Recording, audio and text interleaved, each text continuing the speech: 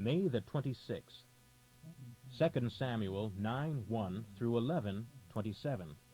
One day David began wondering if any of Saul's family was still living, for he wanted to be kind to them as he had promised Prince Jonathan. He heard about a man named Ziba, who had been one of Saul's servants, and summoned him. Are you Ziba? Yes, sir, I am. Is anyone left from Saul's family? If so, I want to fulfill a sacred vow by being kind to him. Yes? Jonathan's lame son is still alive. Where is he? In Lo-Debar, at the home of Maker. So King David sent for Mephibosheth, Jonathan's son and Saul's grandson. Mephibosheth arrived in great fear and greeted the king in deep humility, bowing low before him. But David said, Don't be afraid.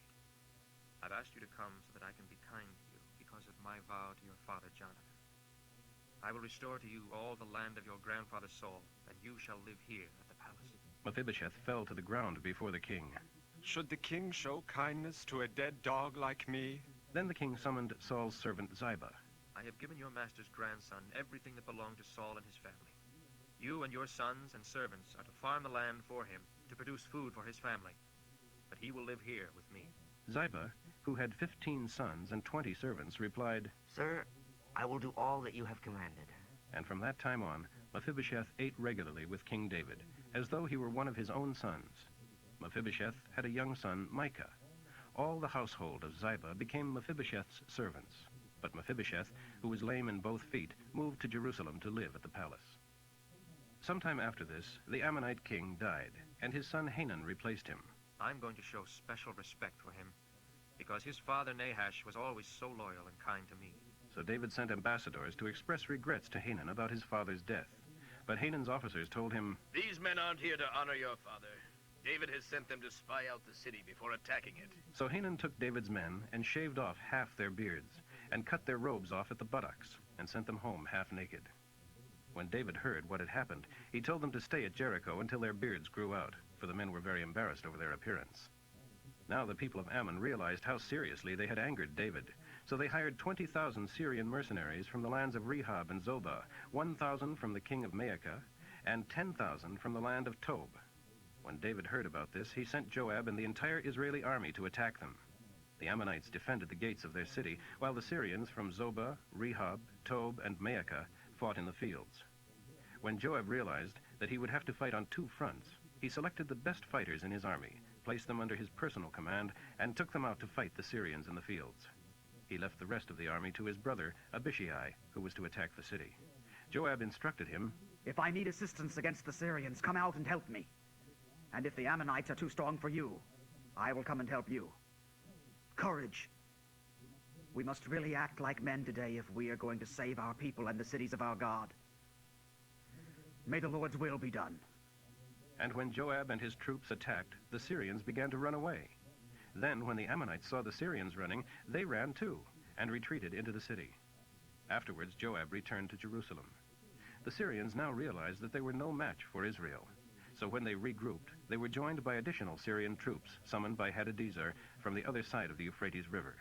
These troops arrived at Helam under the command of Shobach, the commander-in-chief of all of Hadadezer's forces.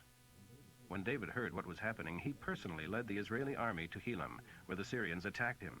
But again, the Syrians fled from the Israelis, this time leaving 700 charioteers dead on the field. Also 40,000 cavalrymen, including General Shobach. When Hadadezer's allies saw that the Syrians had been defeated, they surrendered to David and became his servants. And the Syrians were afraid to help the Ammonites anymore after that. In the spring of the following year, at the time when wars begin, David sent Joab and the Israeli army to destroy the Ammonites. They began by laying siege to the city of Rabbah, but David stayed in Jerusalem. One night, he couldn't get to sleep and went for a stroll on the roof of the palace. As he looked out over the city, he noticed a woman of unusual beauty taking her evening bath. He sent to find out who she was, and was told that she was Bathsheba, the daughter of Eliam and the wife of Uriah. Then David sent for her, and when she came, he slept with her. She had just completed the purification rites after menstruation. Then she returned home. When she found that he had gotten her pregnant, she sent a message to inform him. So David dispatched a memo to Joab. Send me Uriah the Hittite. When he arrived, David asked him how Joab and the army were getting along, and how the war was prospering. Then he told him to go home and relax, and he sent a present to him at his home. But Uriah didn't go there. He He stayed that night at the gateway of the palace with the other servants of the king. When David heard what Uriah had done, he summoned him and asked him, What's the matter with you? Why didn't you go home to your wife last night after being away for so long? The ark and the armies and the general and his officers are camping out in the open fields.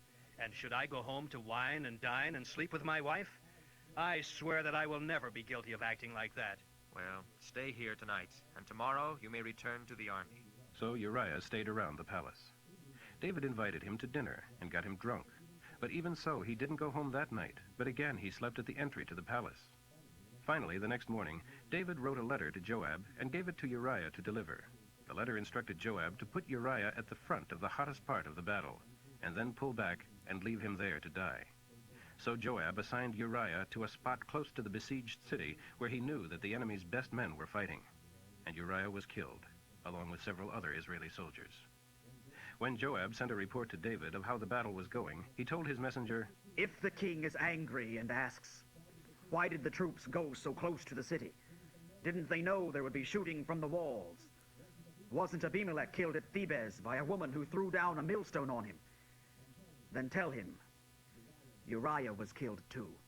So the messenger arrived at Jerusalem and gave the report to David. The enemy came out against us, and as we chased them back to the city gates, the men on the wall attacked us, and some of our men were killed, and Uriah the Hittite is dead too. Well, tell Joab not to be discouraged. The sword kills one as well as another. Fight harder next time and conquer the city. Tell him he is doing well. When Bathsheba heard that her husband was dead, she mourned for him. Then, when the period of mourning was over, David sent for her and brought her to the palace, and she became one of his wives. And she gave birth to his son. But the Lord was very displeased with what David had done. John 15, 1 through 27. I am the true vine, and my Father is the gardener. He lops off every branch that doesn't produce, and he prunes those branches that bear fruit for even larger crops. He has already tended you by pruning you back for greater strength and usefulness by means of the commands I gave you. Take care to live in me, and let me live in you. For a branch can't produce fruit when severed from the vine, nor can you be fruitful apart from me. Yes, I am the vine. You are the branches. Whoever lives in me, and I in him, shall produce a large crop of fruit. For apart from me, you can't do a thing. If anyone separates from me, he is thrown away like a useless branch, withers, and is gathered into a pile with all the others and burned. But if you stay in me and obey my commands, you may ask any request you like, and it will be granted. My true disciples produce bountiful harvests. This brings great glory to my Father. I have loved you even as the Father has loved me. Live within my love. When you obey me, you are living in my love, just as I obey my Father and live in his love. I have told you this, so that you will be filled with my joy. Yes, your cup of joy will overflow. I demand that you love each other as much as I love you. And here is how to measure it. The greatest love is shown when a person lays down his life for his friends. And you are my friends if you obey me. I no longer call you slaves, for a master doesn't confide in his slaves. Now you are my friends, proved by the fact that I have told you everything the Father told me. You didn't choose me. I chose you. I appointed you to go and produce lovely fruit always, so that no matter what you ask for from the Father, using my name, he will give it to you. I demand that you love each other. For you get enough hate from the world, but then it hated me before it hated you. The world would love you if you belonged to it, but you don't, for I chose you to come out of the world, and so it hates you. Do you remember what I told you? A slave isn't greater than his master. So since they persecuted me, naturally they will persecute you. And if they had listened to me, they would listen to you. The people of the world will persecute you because you belong to me, for they don't know God who sent me. They would not be guilty if I had not come and spoken to them, but now they have no excuse for their sin. Anyone hating me is also hating my Father. If I hadn't done such mighty miracles among them, they would not be counted guilty. But as it is, they saw these miracles, and yet they hated both of us, me and my Father. This has fulfilled what the prophets said concerning the Messiah. They hated me without reason. But I will send you the Comforter, the Holy Spirit, the source of all truth. He will come to you from the Father and will tell you all about me. And you also must tell everyone about me, because you have been with me from the beginning. Psalm 119, 53 through 70. I am very angry with those who spurn your commands. For these laws of yours have been my source of joy and singing through all these years of my earthly pilgrimage. I obey them even at night, and keep my thoughts, O Lord, on you. What a blessing this has been to me, to constantly obey. Jehovah is mine, and I promise to obey. With all my heart I want your blessings. Be merciful, just as you promised. I thought about the wrong direction in which I was headed, and turned around and came running back to you. Evil men have tried to drag me into sin, but I am firmly anchored to your laws. At midnight, I will rise to give my thanks to you for your good laws. Anyone is my brother who fears and trusts the Lord and obeys him. O Lord, the earth is full of your loving kindness. Teach me your good paths.